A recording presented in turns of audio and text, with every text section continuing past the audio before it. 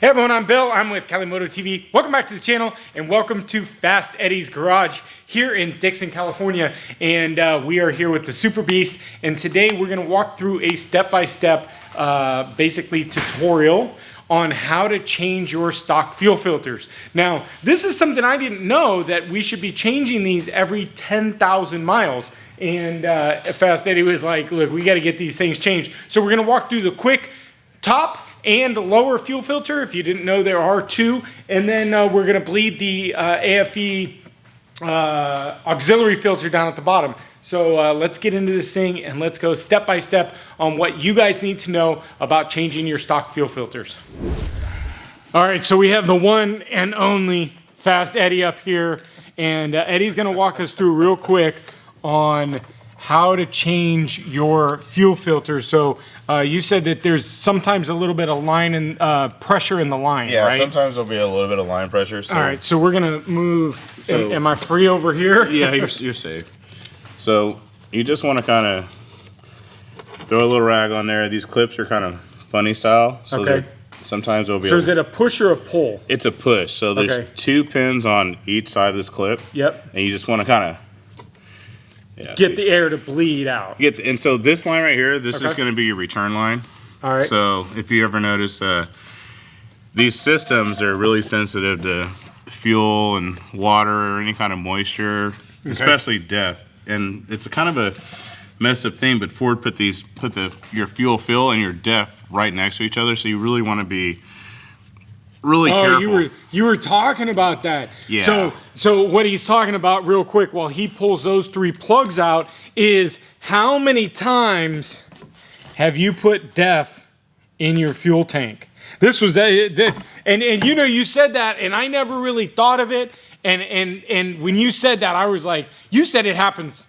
It happened all the time. It happens all the time. All the time. So people make sure you don't get into that DEF into the fuel. So I've probably replaced 30 fuel systems with DEF fluid being contaminants in it, and what'll happen is the urea is so corrosive and so evasive. It just runs through it. It plugs the whole fuel system up. So if you're having any kind of issues with, you know, return lines popping off, and like, see this filter, and one thing too is on the 6.7 is you want to make sure that you change your fuel filters anywhere from every, I would say 5 to like, actually I would say like every 10,000 miles. I mean, just a lot of people want to do 10 to 20,000 miles, but the 6.7, what'd you fucking? No, ours is like, I'm a little over. Oh, okay. So that's it. So there's, I mean, I kind of showed earlier. So I was actually surprised because I thought that the filter was like a pull-out replacement, but it's a whole. It's self-contained. So this is easy, you guys. This is easy. So if you guys see down in there, let's get a little zoom in. So there is the holder for the filter. And then you've got the 3 lines, and so you have your pressure, your return, and then you have your injector return. So, and then what you want to do? So it just pops in. It pops towards the driver's steering wheel, and then lock it in. Yeah. Look, that's pretty easy. Yeah. And then line. That's it. Yeah. So you want to make sure it locks in, but you don't want to put too much pressure on it, because if you put too much pressure on it, they don't make trucks like they used to, and these fittings will break. So careful, kit gloves, and we've seen, you know, I know H&S makes one, and I asked Eddie about it, and he's like, you know, I don't know, maybe necessarily why, but you know, this seems like a pretty good system as long as you're handling it with care, right? Yeah, it's not going to be. It's not one of those things you're going to have too many issues with. Yep. You want to make sure that the kind of fighting the line right here. You want to make sure the lines go on nice and tight. Firm. I know we got and you've got a little box right here. Box right here for this is the rough country switcher box. So it make it a little bit harder to get in there, but we'll snap these 3 lines together. Yeah. Bada bing, bada boom. Snap. This one is still kind of being a. All right, so we'll get that one here in a second. One in a minute, yeah. But then so you can see it goes in, and then you just pop it, and it's all good. And then now, do we need to bleed this in any way, or is it self priming, or how's it? It's self priming to a degree, but what I like to do is after I'm done with replacing both filters, I'll turn the actual key on, and I'll leave the key on, let the key just stay on for like anywhere from 30 seconds to a minute, just to make sure that, man, this control box is really a pain in the butt. Now if you guys don't know, we also have the AFE. Let's see if I can get some light down there on that. So the AFE lift pump down here in addition. So we've got that, and then we're gonna just bleed that out and just drain any fluid or water in that. And then he's gonna button this up, and then we're gonna head down to the bottom and get the bottom fuel filter. And this will be able to show you guys what this looks like. So, like I said, I'm definitely over 10,000 miles on the bottom fuel filter. So let's see how this thing looks. He's gonna button that up, and then we're gonna head down to the bottom. All right, so real quick, we did button it up, but we noticed that there's this new baggie in the kit that we just got from the Ford dealer, and it's a clamshell. And this is probably, you know, it's what we probably seen on the Facebook forums and everything of the return line, right? Which is the orange line, right? Yeah, the return line is going to be the orange line. So I've seen on Facebook the reason why people are replacing this is these lines are popping off. So this new clamshell is designed to, basically, it's like an additional lock to keep that thing from popping off. So if you guys haven't gotten one of these, it's definitely probably something you probably want. Yeah, especially if Ford puts something out like that. Like they're really cheap when it comes to shit. So yeah, there's a reason why. So that's the part number. So we're gonna get the clamshell on, and then we'll show you it real quick here in a second. All right, so. So to give you a little background, can I show it? Master technician, just the years of master. Where you get trophies and stuff too? They're in the garage. Yeah. So like a little platinum guy and stuff. So Eddie said that if Ford includes it and Ford's cheap, if Ford includes it, put it on. Put it on. Yeah. So you can see the little black clamshell. That's going to keep that thing from popping off. That's probably the issue that's been kind of all around the internet. So yeah, because that's your return line. So if your return line pops off, it's just gonna spray fuel everywhere. So we've seen it. So that's obviously why they're doing it. So all right, so we're buttoned up back here. Oh god damn. All right, let's head down to the bottom and let's get this bottom filter all taken care of. What? All right, we're ready.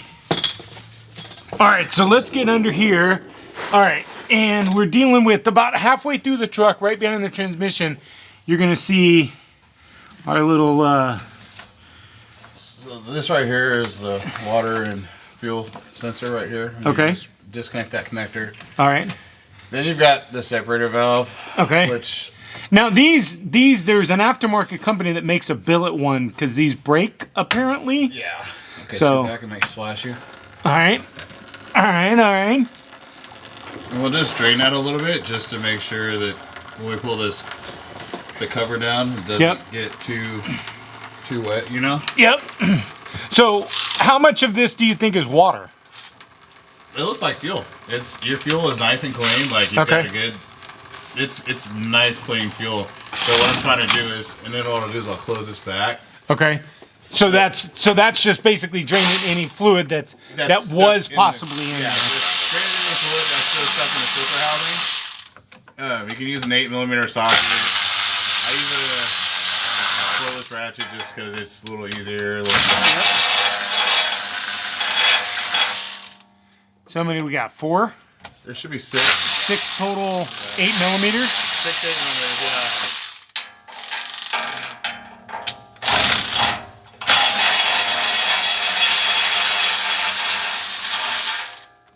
Correct myself, there's 5. So 5 of them, and then there it goes. So definitely want to have a nice big pan under there. Yeah, because your neighbors may not like you. Yeah. Oh man. Yeah, that one's a little mess, huh? Yeah. It's definitely a lot messier than the past few years. Yep. The past few years were just cylinder, like carcass style filter, but Yeah. they've gotten Very interesting. Very interesting. So you guys can kind of get up in there. But you know what's cool is like your fuel itself. Yeah. Is really it's really clean. Like that's good. So for only changing the filter maybe once. Yeah. That's not too bad, huh? That's not bad at all. I would have thought it would have been. Now this is before the AFE filter, right? Yeah. So this is going to catch more than what would get caught in the truck, right? Yeah, it's gonna catch a lot of your debris. This is before the AFE filter. Yep. So this is gonna catch the majority of all your crap that's being oopsies. Yeah, this is gonna catch everything. Not and then too it's bad, gonna go to man. the Look AFE. at that. But look at that. Huh.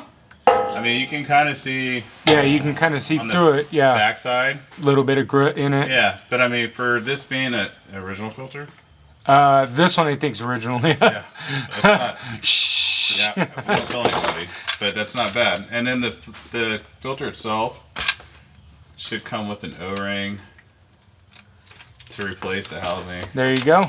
And we got the new one here. And the new filter.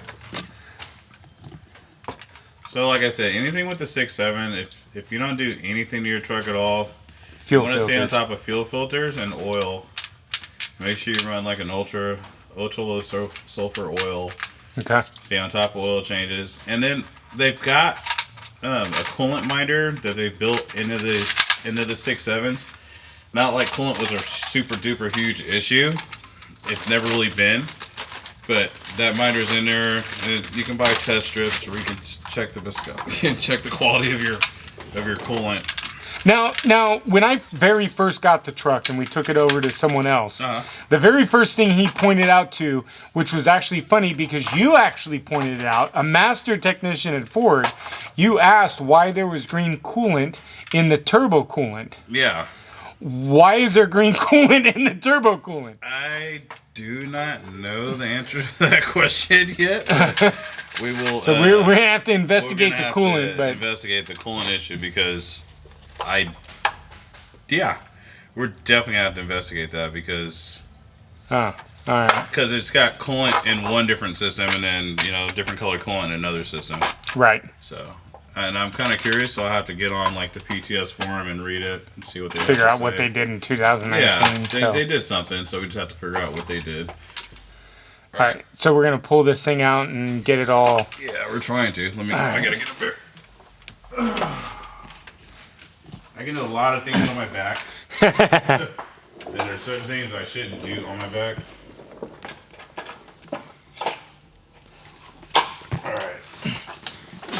Alright, so the filter's all locked in. I'm gonna put it this way. Should slide up. It shouldn't take much pressure at all. Should go Kind of just pop right nice in. and gentle. Oh yeah. Start a couple of screws by hand. I mean, for people that are using ear tools, it's always smart to start things by hand so you don't cross thread anything. Yes, y'all. Because I think this filter assembly, maybe if you break it or crack it, I want to say it's $400 or $500, and then ooh boy, with our virus issue that's going on, you may it's not get one. It's a 7-week wait. Yeah, you definitely may not get one anytime soon. So we're gonna start them all by hand and then Just slightly torque them up. Yeah, this ratchet is really low torque. It's just, and you just want to snug them up. And like I said, the biggest thing you want to make sure you don't do is break the filter housing. Yep. So don't torque it too much. And I think that's the reason why they went to this style, because the old style was it had a 32 or a 33 millimeter nut on there, and you had to crank it down to a certain set point, and if you cranked it past that set point, you actually broke the filter housing. Whew. So I think that's why they changed it to this design. All right, and then we're back to just plugging in the one single plug. And this is a water and fuel sensor, and just make sure that's nice and closed. And there you go. And then I'll clean up all the fuel off the bottom of this beautiful truck, and we're done. All right. All right, you guys, so we're buttoned up down on the bottom, and we are buttoned up on the top. So we are going to get this thing just basically ignition on, right? Yeah, but don't start it. Ignition on, but don't start the truck. So we basically want to prime the truck up and get everything kind of fuel back up to the top. Yep. So you said 30 seconds to a minute, right? I would say 30 seconds to a minute. Just leave it, keep it going, because you want to get all the fuel primed back up, and then once it's all primed back up, then it'll start. Now, you had said earlier that you've had people try to start it up immediately, right? Yeah, so I've had people try to start the trucks up immediately, and once they try to start the truck Don't up do immediately, it'll shut down. It creates an air pocket in the system, and then you're gonna sit there constantly trying to start the truck, trying to start it, and it resets about 5 minutes or something. You said it takes a while, so it takes a little bit. So let this thing run and run and run, and then we'll get the thing fired up. All right, you guys. So that's it. We're all buttoned up. We're started, and of course we're gonna get up on the little platform here. So we just want to make sure you guys have everything all checked out here. Let's get it in focus. So we want to check all these lines, make sure there's no fuel leaks in there and everything, and that's it. Bam, we're done. So pretty quick, pretty easy.